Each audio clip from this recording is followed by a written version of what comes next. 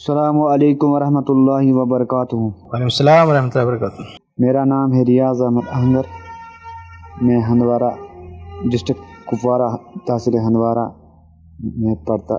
رہتا ہوں۔ میرا سوال یہ ہے کہ جب ہم سویرے فجر پڑھنے کے لیے جا رہے تھے یا سویرے نماز پڑھنے کے لیے جا رہے تھے، میں جب نماز پڑھنے کے لیے جا رہے تھے مسجد میں، سنت سے پہلے ہم تحت الوضو یا تحت المسجد پڑھ سکتے ہیں یا نہیں، اس کا تھوڑا وضاحت کرے۔ دوسرا سوال یہ ہے کہ جب ہم نماز پڑھتے ہیں یا نماز میں کھڑا ہوتے ہیں، جب ہم سجدے میں جاتے ہیں سجدے میں جا کے پیر ہوتے ہیں وہ پیچھے سے تھوڑا زمین سے ہوا میں ہو جاتا ہے، اس سے نماز میں کیا فرق پڑتا ہے؟ نماز میں کچھ فرق پڑتا ہے یا نہیں، اس کا بھی تھوڑا وضاحت کریں۔ بھائی صاحب نے دو سوال کیا ہے۔ پہلا سوال یہ ہے کہ ہم مسجد میں جاتے ہیں جیسے فجر کی نماز میں، تو فجر سے پہلے دو سنت ہے اس کو تو پڑھتے ہیں۔ اب کہہ رہے ہیں کہ مسجد میں پہنچ کے تحیۃ الوضو یا تحیۃ المسجد کے لیے جو 2 رکعت نماز ہوتی ہے اس کو بھی پڑھیں یا نہ پڑھیں؟ تو اس کا جواب یہ ہے کہ اگر آپ نماز کے ٹائم پہ جا رہے ہیں اور نماز سے پہلے سنت ہے اس کو آپ پڑھیں گے تو پھر اس سے پہلے کوئی سنت پڑھنے کی ضرورت نہیں ہے، کیونکہ اللہ کے نبی صلی اللہ علیہ وسلم جب نماز کے ٹائم پہ آئے، اللہ کے نبی صلی اللہ علیہ وسلم سے یہ نہیں ملتا ہے کہ آپ صلی اللہ علیہ وسلم نے کوئی الگ سے کوئی رکعت پڑھی ہوں، یعنی جو 2 رکعت سنت موقدہ ہے اس کے علاوہ کچھ پڑھتے رہے ہوں، اس کا ثبوت نہیں ملتا ہے، اس لیے ہمیں کوئی اور نماز نہیں پڑھنی چاہیے۔ اور دوسرا نقطہ یہ بھی ہے کہ تحیۃ المسجد تب پڑھتے ہیں جب آپ کو اور کوئی نماز نہیں پڑھنی ہے، تو آپ مسجد میں گئے، آپ نے پہلے نماز پڑھی پھر کوئی کام، لیکن یہاں تو نماز ہی پڑھنے کے لیے آ رہے ہیں، تو یہاں تحیۃ المسجد کا کوئی مطلب نہیں بنتا ہے۔ تو وہ جو فجر سے پہلے کی 2 رکعت سنت ہے اس کو جب آپ پڑھیں گے نا تو وہی سمجھیے کہ تحیۃ المسجد کی جگہ پہ وہی ہو جائے گی۔ یہ نہیں کہتے کہ اس میں تحیۃ المسجد کی نیت رکھیں، اس کی بھی نیت رکھیں، آپ نیت وہی کریں گے فجر سے پہلے سنت موقدہ کی، لیکن تحیۃ المسجد کے لیے وہ کافی ہو جائے گی، یعنی تحیۃ المسجد کے لیے الگ سے آپ کو نماز پڑھنے کی ضرورت نہیں ہے۔ اور پھر نبی سے ثابت بھی نہیں ہے، صحابہ کرام سے ثابت بھی نہیں ہے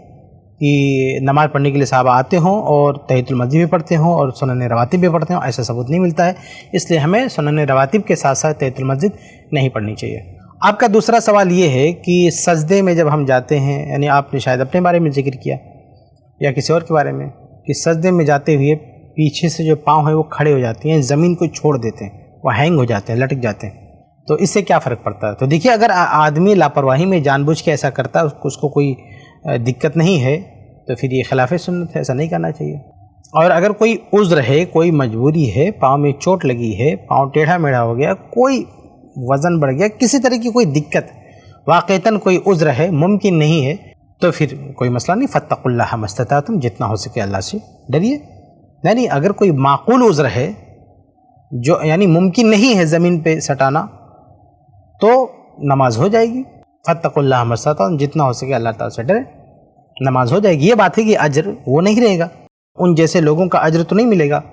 جو ٹھیک طرح سے نماز پڑھتے ہیں،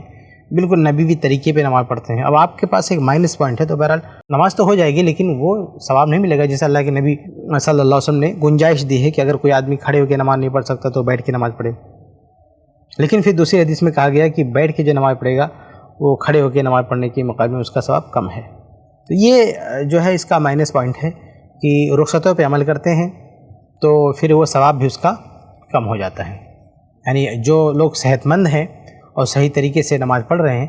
تو اس کے برابر نہیں ہو جائے گا۔ باقی خشوع و خضوع کو دیکھتے ہوئے اللہ تعالیٰ کسی کو نماز دے تو الگ بات ہے، جو صحیح طریقے سے نماز پڑھ رہا ہے، اور جو آدمی عذر کی وجہ سے کچھ کوتاہی کر رہا ہے اس کا ثواب دوسرے سے اللہ تعالیٰ بڑھا کے دے دے، اللہ تعالیٰ کی مرضی ہے، خشوع و خضوع کے اوپر ہے۔ لیکن بہرحال اگر کوئی عذر ہے تو جائز ہے، یعنی آپ ایسا کر سکتے ہیں۔ اور ہم ساتھ میں یہ بات اس لیے کہہ رہے ہیں، یہ وضاحت کر رہے ہیں کہ آدمی جب رخصتوں کو اپناتا ہے تو یہ نہ سمجھے کہ جو لوگ عزیمت کو اپنا رہے ہیں ہم ان کے برابر کھڑے ہیں، یہ ذہن میں نہیں ہونا چاہیے کہ یہ بھی کرو وہ بھی کرو، دونوں برابر نہیں ہے۔ ایک آدمی کھڑے ہو کے نماز پڑھ رہا ہے اور ایک آدمی گرچہ عذر کی بنا پر ہی بیٹھ کے نماز پڑھ رہا ہے، دونوں برابر نہیں ہے۔ اس لیے ہمیشہ رخصتوں پہ عمل کرتے ہیں، ہمیشہ یہ بات ذہن میں ہونی چاہیے کہ ہم کسی نہ کسی درجے میں کچھ کوتاہی کر رہے ہیں، گرچہ عذر ہی ہے لیکن ہم کچھ اچھا نہیں کر پا رہے ہیں. یہ سوچ ہونی چاہیے اور کوشش یہ ہونی چاہیے کہ ہم بہتر ہی کریں، اور دونوں کو برابر نہیں سمجھنا چاہیے، ورنہ جو لوگ برابر سمجھتے ہیں وہ پھر اس کا احتیاط نہیں کرتے، پھر وہ کوشش بھی چھوڑ دیتے ہیں، تو کوئی فرق نہیں پڑتا. تو درجات جو ہے نا، عبادت کے جو درجات ہیں وہ درجات ذہن میں ہونے چاہیے کہ کس طرح سے ہم نماز پڑھیں گے تو ثواب زیادہ ہے، کس طرح سے نماز پڑھیں گے تو نماز تو ہو جائے گی لیکن ثواب کم ہو جائے گا. یہ چیز سمجھ میں آنی چاہیے. تو بہرحال اگر کوئی عذر ہے تو کوئی مسئلہ نہیں، لیکن اگر کوئی عذر نہیں ہے، آدمی سستی میں، کوتاہی میں، یا اس کو ایسی عادت ہے تو اس کو اپنی عادت بدلنی چاہیے، سستی دور کرنی چاہیے، کوتاہی دور کرنی چاہیے، اور جو اللہ کے نبی صلی اللہ علیہ وسلم کا طریقہ تھا اسی طریقے پہ نماز پڑھنی چاہیے. امید ہے کہ آپ کو جواب مل گیا ہوگا.